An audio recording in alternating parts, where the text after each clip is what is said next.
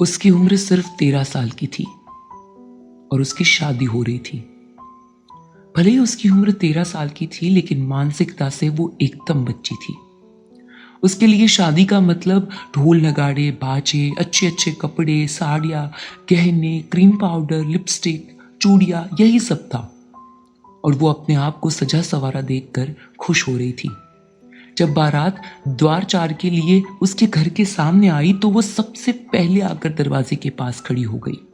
दुल्हा देखने की सबसे ज्यादा जल्दी उसे ही थी, लेकिन उसकी दादी उसे पकड़कर अंदर ले गई और कहा, बेशरम, अपनी ही शादी में कोई इतना उतावला होता है क्या? कहीं देखा है किसी को कि अपनी ही शादी में दूल्हे को देखने लगे? हाँ, कुछ तो शर्म हया बची है कि सब धोकर पी गई। यही होते हैं पढ़ाई लिखाई के लक्षण। 4 अक्षर पढ़ क्या लिए, खुद ही अपने दूल्हे को देखने चली। हाँ, जाकर कोठरी में बैठ और जब बुलाया जाए तभी बाहर आना, समझी? उसकी आंखों में आंसू आ गए। वो चुपचाप कोठरी में चली गई। कुछ देर तक वो अनमनी सी बैठी रही, लेकिन फिर उससे रहा ना गया। बाहर बाजे बज रहे थे और अंदर वो नाच रही थी।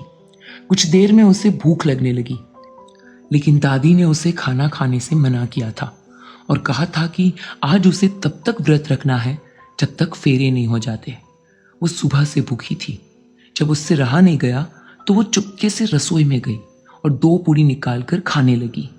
तभी उसकी माँ आ गई और चुपके से आंचल में से निकालकर 2 पूरी और सूखी सब्जी देते हुए बोली, ले चुपचाप खा ले, पता नहीं कब तक मुहूर्त बने, कब तक तू भूखी बैठी रहेगी। और सुन, दादी से मत बताना कि मैंने खाना खा लिया है, नहीं तो वो तुझे भी कोसेगी और मुझे भी, और तेरे पिताजी से मुझे मार भी खिलवाएगी।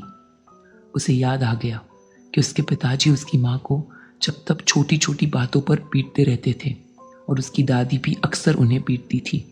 वो खुद भी कभी अपनी माँ से प्यार से बात नहीं करती थी। दिन भर या तो खेलती या इधर उधर घूमती, बस खाना खाने के लिए अपनी माँ को याद करती थी। आज भी वो नाराज थी कि उसे दुल्हा नहीं देखने दिया। अचानक उसकी आंखों से जर्जर आंसू बहने लगे। वो अपनी माँ के गले लग गई।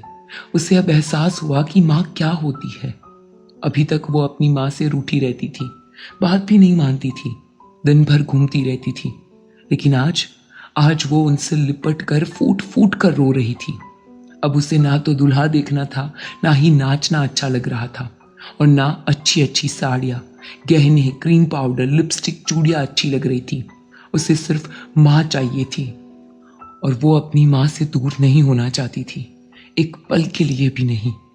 वो हिचकियाँ ले लेकर रो रही थी। विदाई क्या होती है, इसका एहसास उसे अब हो रहा था। अब विदाई।